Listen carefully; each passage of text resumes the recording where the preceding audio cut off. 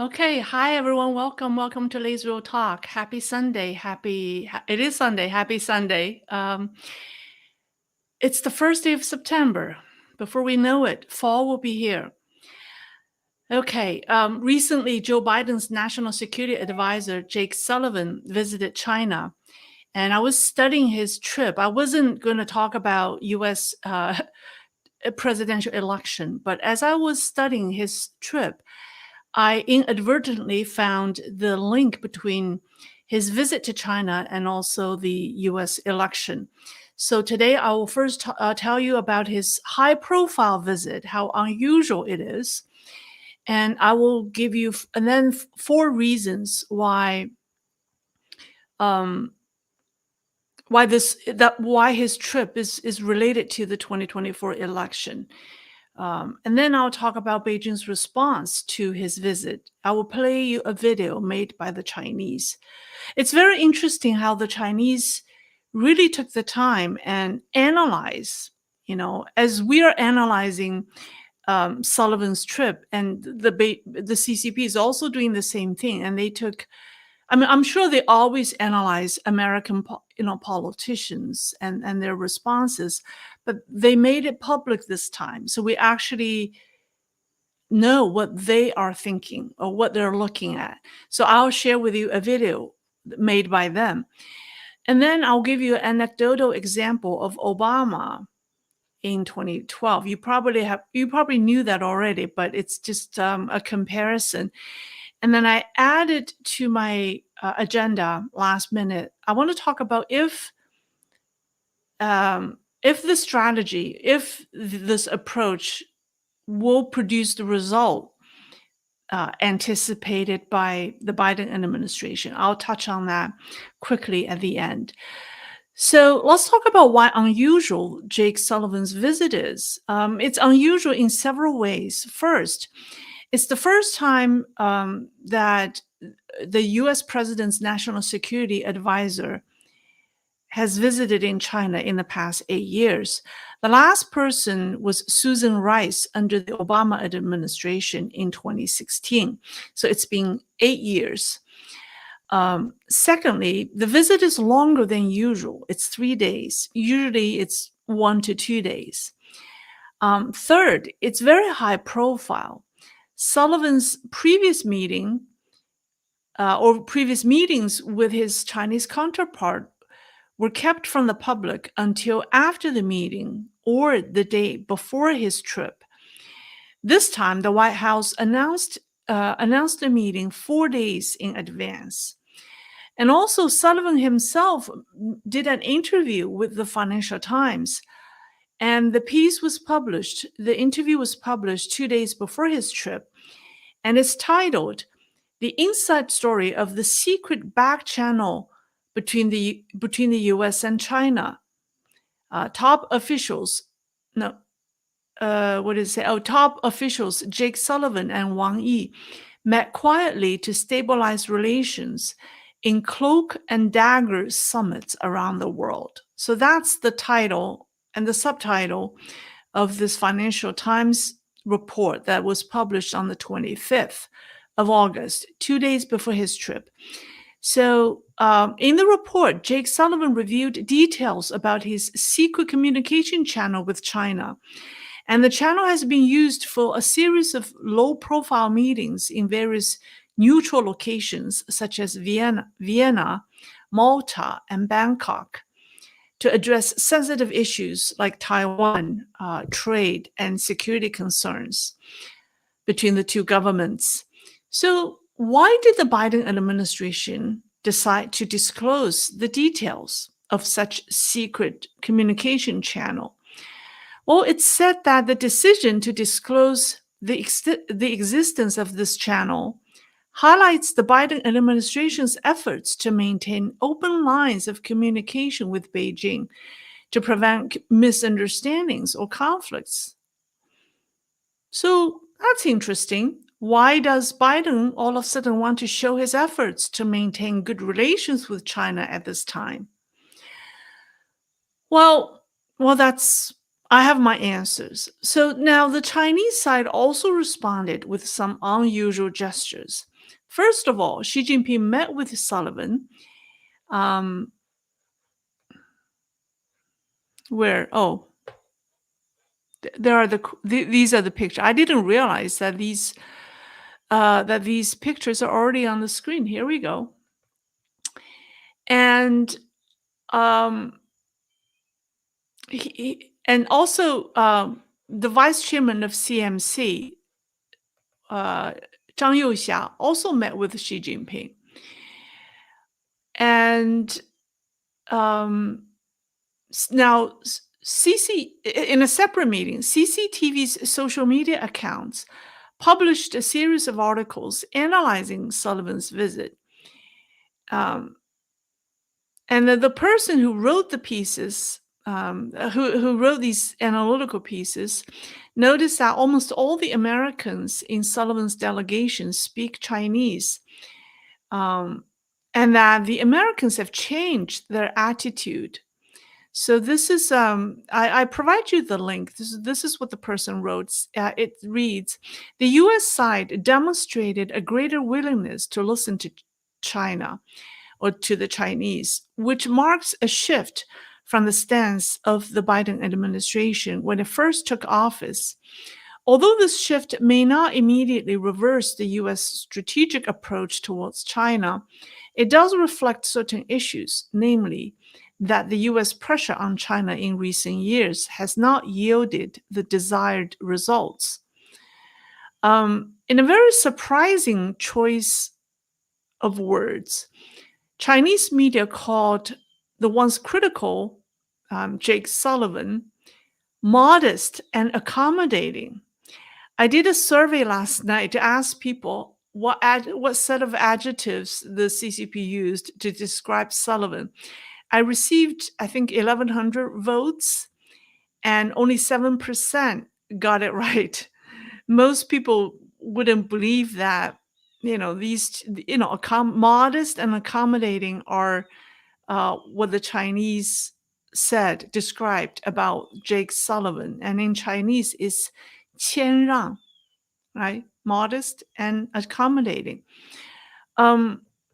So let me come back. I gotta get rid of these pictures.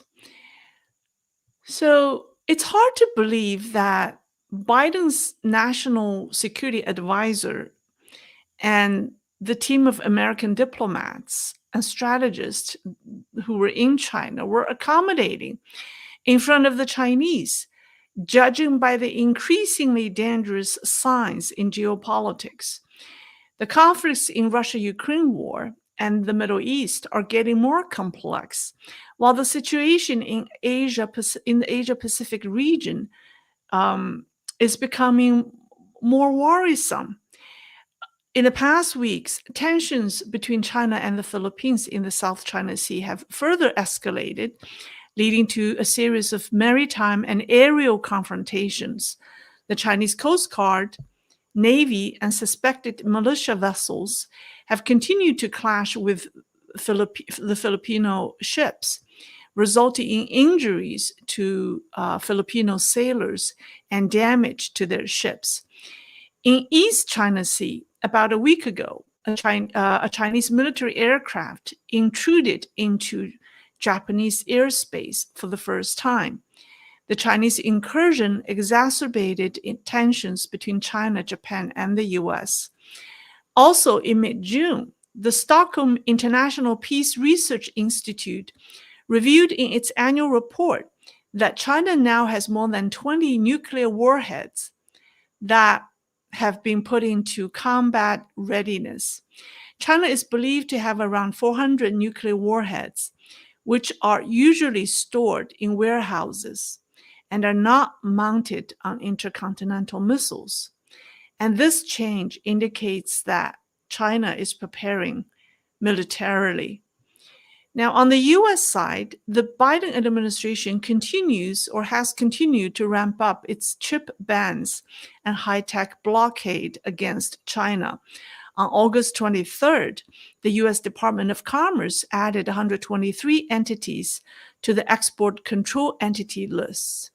including 42 Chinese enterprises and institutions, including the ones in Hong Kong as well.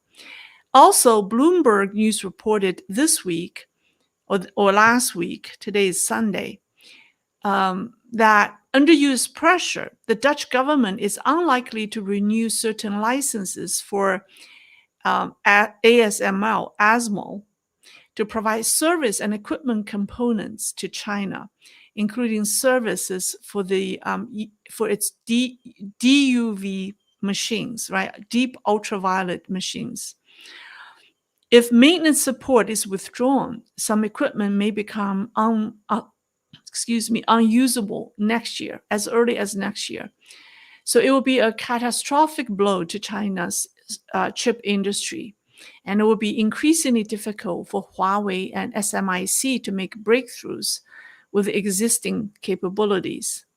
So Jake Sullivan went to China against the backdrop of the above list of recent developments.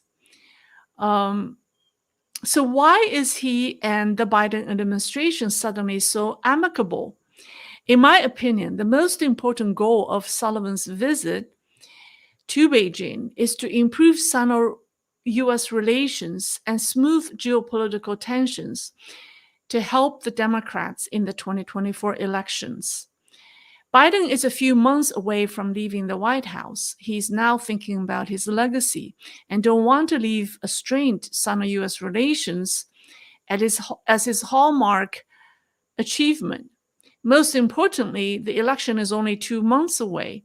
The Democrats don't want to have surprises or surprise geopolitical developments before November, before the November elections, because stakes are too high. So the Biden and his people sent Sullivan to Beijing to seek CCP's temporary cooperation before the elections. Sullivan's main purpose of visiting Beijing is to maintain basic stability in US-China relations in the 2 months leading up to the US presidential election, avoiding any escalation of conflicts during this period.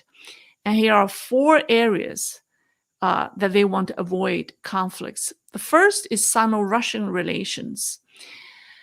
Since Ukraine's incursions in Russia began, we know Beijing has sent successive envoys to Russia to strengthen economic and military cooperations. I talked about that in my previous live streams. I think it was last week. I don't remember the exact date. Chris, if you can, post the links in the description.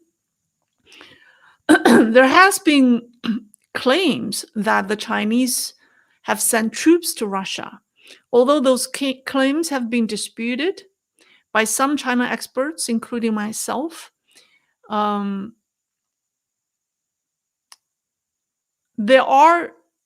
it is certainly true that the PLA is showing moral support to the Russians.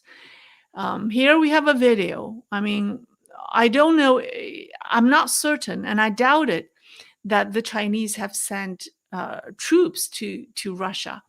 But take a look at this video.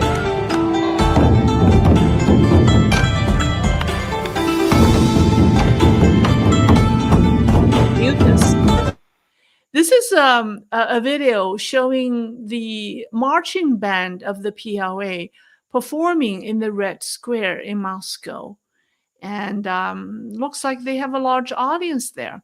So if anything, I think the Chinese is showing moral support to the Russians. And then in October, Xi Jinping is expected to attend the BRICS summit in Russia.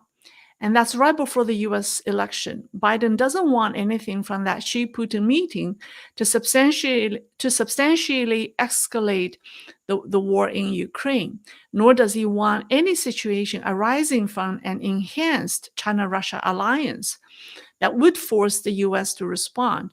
Washington will put pressure on Beijing to reduce its military and economic support to Russia.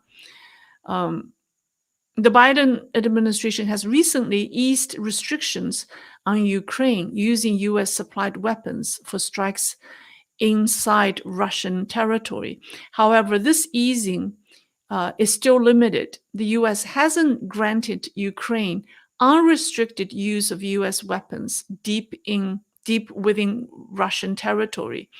I think the US may use this to stop China from assisting Russia.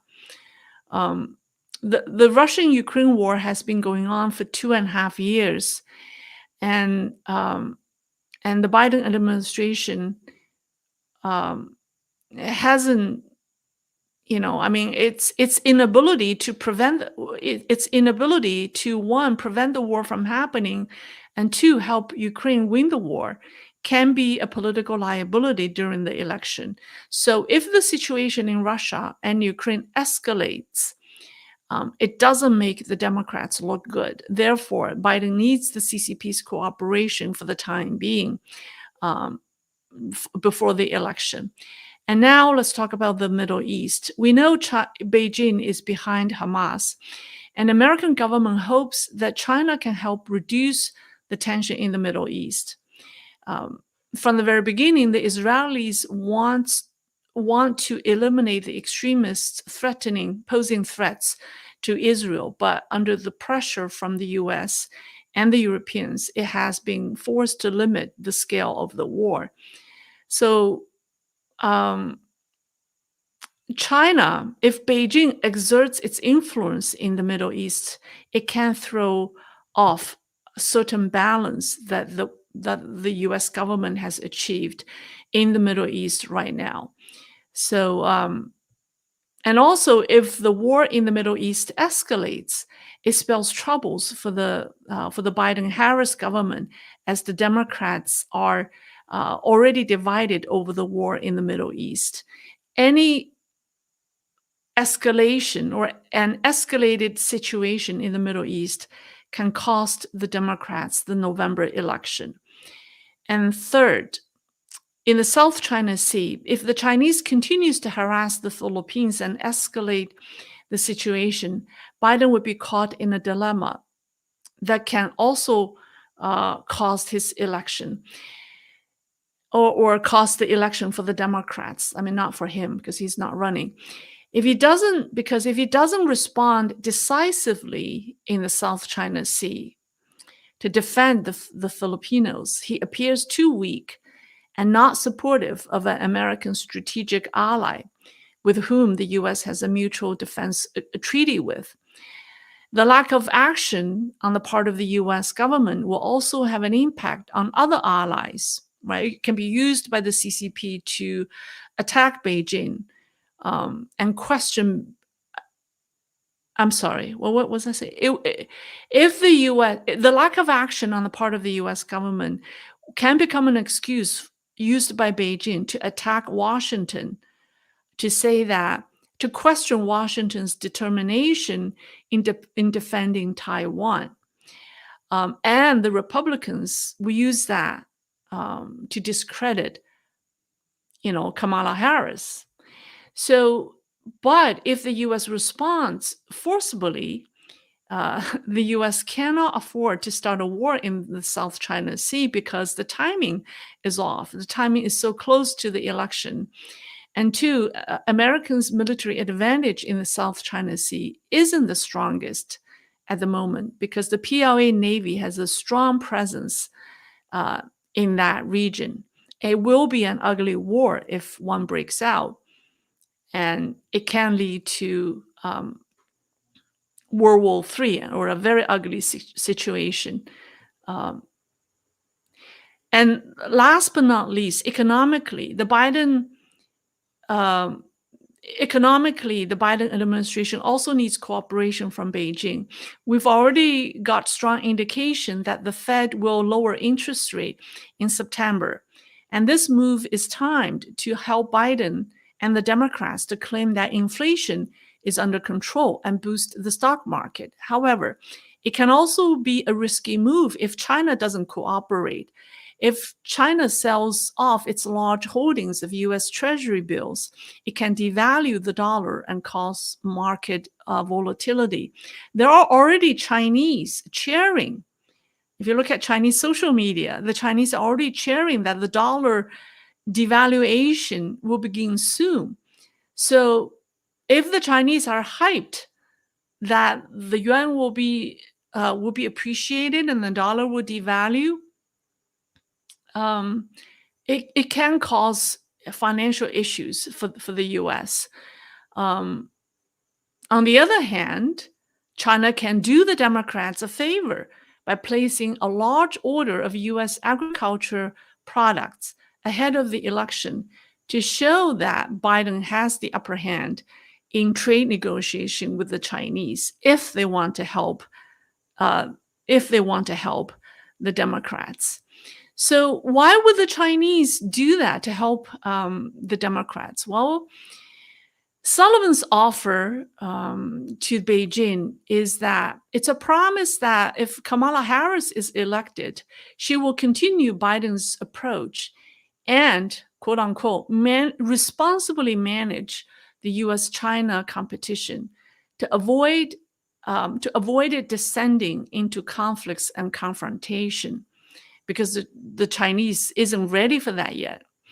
And the implication is to first give Xi Jinping some reassurance that a Harris administration wouldn't be worse for the CCP than Biden's, but a Trump victory would be much worse. And the CCP would have to deal with a hardliner diplomat like Mike Pompeo.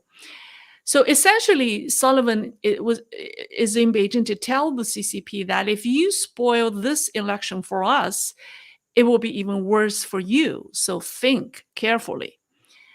It is strategically important to the Democrats that Beijing doesn't cause any more troubles geopolitically for the next 2 months. In a nutshell, Biden is thinking about his legacy and hopes to leave a world that looks rather peaceful and in control, so that his VP can ascend to the throne in 2 months.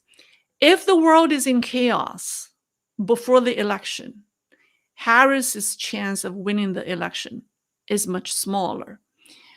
Now, Xi Jinping and his people absolutely understand exactly what Biden and the Democrats want and why Sullivan is there. That's why they sarcastically celebrated Sullivan's suddenly modest and accommodating demeanor. Let me play you a 3-minute video posted on CCTV's main social media account that called Sullivan having transformed from a contrarian into a copycat. So this video is actually very, very fast. It was very, where is it? Here we go. Hold on, let me start from the beginning. So this video is very, very interesting. It took me a long time to translate it, but I will play it. I think Chris did a great job trying to slow it down a little bit. If you found the audio, it sounds a little weird. That's because we try to slow it down so that you have time to finish reading the subtitles. Here we go. 这两天，美国总统国家安全事务助理沙利文抵达北京，与我国中共中央政治局委员、中央外办主任王毅举行新一轮中美战略沟通。在双方见面握手后，王毅主任按照礼节伸手示意沙利文先进行开场发言，而沙利文却一反往常美方高调态度，回手请中方先讲。 要知道，沙利文这个位置和布林肯不同，是由美国总统直接任命，甚至能与副总统平起平坐。他对中国可没这么客气，先前不仅反复提及小院高墙 We are protecting our foundational technologies with a small yard and a high fence. 还刚给菲律宾在南海闹事打完气。 We are going to drive to make that happen. 这一次面对王毅主任，却称得上恭敬。 在开场白环节，沙利文表情非常专注，韩竹景心理学专家看了看，嘴巴抿成一字形，表明这个人内心在做重大决定。但轮到自己发言时，沙利文基本上把中方的讲话给重复了一遍。倒像是来看翻译的。回顾这段历程，从维也纳、外滩泰国。Over the last 18 months, we've had the opportunity to meet in Vienna, in Malta, in Bangkok. 我希望我们这次沟通一如既往，战略性，也是实质性、建设性。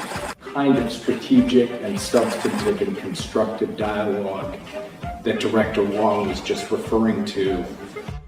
从唱反调到复读机，美方这次的反常态度是早有显现。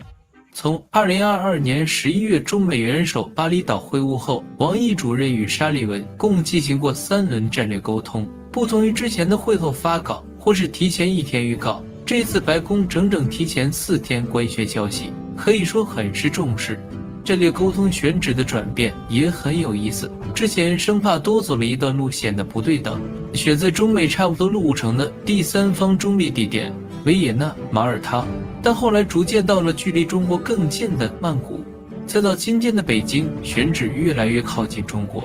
或许美方在不断了解中国的过程中，已经越来越认识到中美相处不再是所谓从实力出发的对话。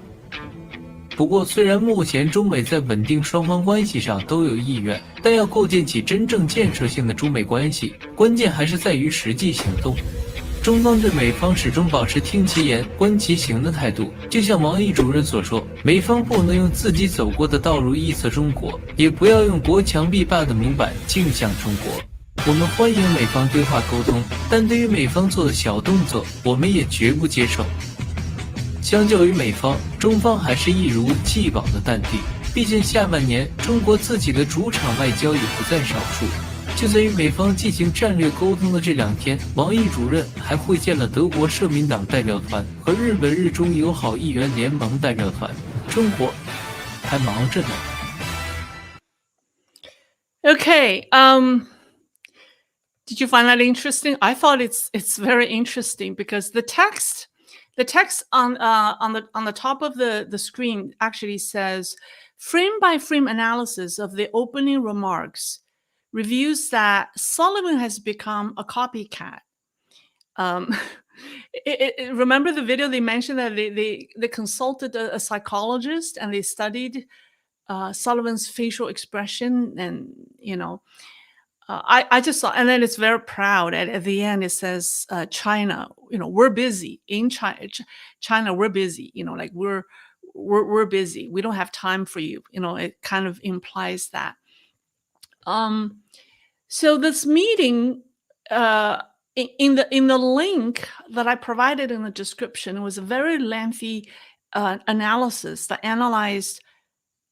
The person, by the way, the person who wrote the post and the person who made this video, obviously is someone working for the CCTV. The person claimed that he or she has participated in all the meetings that Sullivan attended with the CCP leaders. So this person has firsthand knowledge of the meetings. So it's not someone who's just a junior journalist. And it's very interesting that they provide some insight. So it says in that article, it says that the Chinese are obviously very satisfied with Sullivan's visit because it has given them what it wanted. So I'll read you what it says. It says, it is worth noting that a few days before the Sullivan meetings, the U.S. Congress proposed a new bill aimed at suppressing China's development in the field of AI. However, after the talks, U.S. officials' latest statements indicated a willingness to continue dialogue with China and suggested that the two governments should engage in exchanges and cooperation on the development of AI, especially in risk management. And it mentioned that there are 3 meetings set up as a result of Sullivan's trip to Beijing. And one of the 3 meetings is to discuss AI, collaboration and risk management of AI. And so somehow the Chinese, I don't know whether it's a true indication of a strategy change, but at least Sullivan made the Chinese feel that the Americans are more willing to compromise. So I think this is the strategy for the next 2 months. And all the meetings, by the way, are set up before the election. They're in November. The Chinese actually gave the dates of the meetings. So it looks like 3 follow-up meetings are set up, and one is exactly what the Chinese want. That's in AI. And these meetings are taking place before the election. And then the Chinese concluded by saying this. It says, this change, meaning change in the Americans' attitude, this change is inseparable from China's playing a guiding role in U.S.-China relations. The reason that China can play a guiding role, meaning we have the upper hand. I think by guiding role, they mean they have the upper hand. They're in the driver's seat of the Sino-U.S. relations. So it says the reason we are in the driver's seat in this relationship is that China has maintained a high degree of consistency in its policy toward the U.S. This consistency allows China to maintain strategic composure when handling U.S.-China relations. So it claims, number one, the Americans' attitude has changed. Number two, this change is the result of China playing the leading role in this relationship. Okay. I'm not telling you that is true or not, but I'm just telling you the Chinese response from this Sullivan's trip. Okay, so now let me tell you, it's not surprising that major powers that are adversaries help each other out during election years. And I want to give you an Obama anecdotal example. It was in March 2012 during the Nuclear Security Summit in Seoul, Korea, South Korea. Obama forgot to turn off his microphone and was caught telling then Russian President Medvedev that he would have more flexibility on the missile defense issue after that year's presidential election. So in the comments caught by the mic, Obama urged the Russian president to tell incoming President Vladimir Putin, because it was the time when Putin was the prime minister. It was the Medvedev-Putin tandem, in which Putin played the role of the prime minister, and his associate served as the president to avoid the term limit problem for Putin. And then after that, Putin would retake the presidency. So what Obama said, so Obama urged the Russian president, which was Medvedev. So he said, so Medvedev said, on all these issues, but particularly missile defense, this can be solved, but it's important for him to give me space. And the Medvedev replied, yeah, I understand. I understand your message about space for you. Obama then elaborated, this is my last election. After my election, I have more flexibility. And Medvedev responded, I understand. I will transmit this information to Vladimir. So like I said, at that time, it was the end of the Medvedev-Putin tandem. And in May, it was this conversation was in March 2012. And then in May that year, Putin was set to retake the presidency. Obama faced re-election in November. So when Obama made that statement, it was a message that he wants Medvedev to relate to Putin. Don't cause any trouble for my election. And after I get re-elected, I can make more concessions on the missile defense system. So it was quite shocking for many people that Obama would openly make deals with Putin to help his re-election.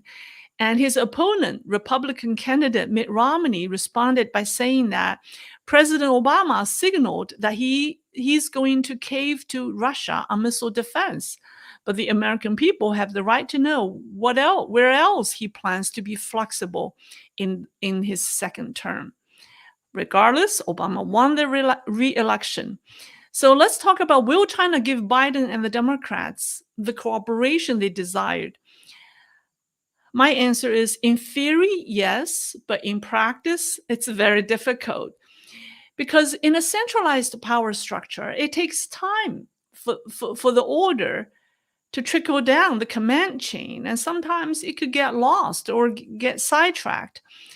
Or sometimes it could take a long time because the many levels of the officials will spend the time to make sure it is true before it gets to the grassroots level.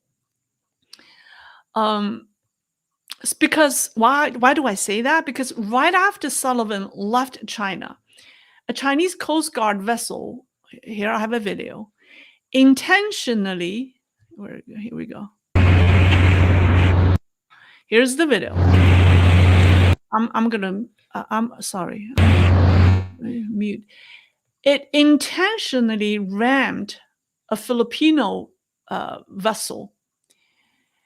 And this took place, a day ago, right? And it's the 5th confrontation between the Philippines and China in a month. So do you think the Chinese, in their highly centralized command chain, have effective ways of informing and telling its coast guards that, wait a minute, we have a new direction now for the next 2 months? I don't think so. I think it may take 2 months for the message to trickle down to the grassroots coast guards. And even so, they may question why, because that's just the nature of CCP business. Sometimes it's highly, it's the communication is highly ineffective. That's all I have. That's all I have for you. This video is still playing. Yeah, I think that's the end of the video. Okay, all right, let me come back. So I told you that I would talk about the US election in reference to Sino-US relations, and here I am. I did.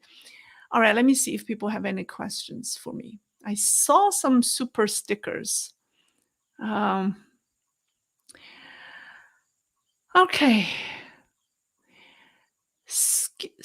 Scipio Africanus. Oh, thank you. Thank you for the support. Ptolomeo Salamanca lay, with North Korea as the one country benefiting with Russia's poor military operations. Does this make the PRC concerned with a shifting of power to North Korea as a major threat? Of course, the North Korea and China relations have soured in the last couple of months, ever since Putin visited North Korea, and because China always, perceives itself as, or the CCP always perceives itself as the proxy for North Korea in international affairs. Now North Korea wants to make its own move. Beijing isn't very happy. Yeah, so PRC is very concerned. Charles Womack, it appears that the CCP uses TikTok to directly influence young people. Certainly, yeah. TikTok and all other social media accounts. Social media platforms. Deemer 420X. Well, thank you for the donation. All right, so let's see. I wasn't looking, I wasn't prepared to talk about US election. I was looking at Jake Sullivan's trip to China to see what he has accomplished. And as I was looking, it was just very, very interesting that the Chinese responded with these very interesting observations about the Americans. I think the Chinese probably have exaggerated Jake Sullivan's demeanor and behavior, but it tells you, but judging by their response, you could tell Sullivan's intention or goal at the meeting. I mean, they were obviously very accommodating to the Chinese, and you wonder why. It doesn't make sense, given everything that has been so intense around the world. Why would Joe Biden send his national security advisor to China now to be so accommodating and amicable? That just raises a red flag to me. All right. All right.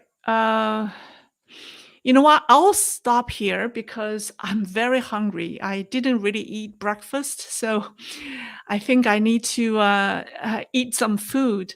I have been working very hard since yesterday. I would like to enjoy the start of my weekend. So if you don't mind, I will step away. I will end it here. So I'll be back next week. If you have questions, you can always ask me questions. So I thank you for joining me. I'll see you, well, actually not next week, this week. Yeah, this week. And enjoy your long weekend. So for Americans, enjoy your long Labor Day weekend. I'll see you in a few days. All right, bye-bye.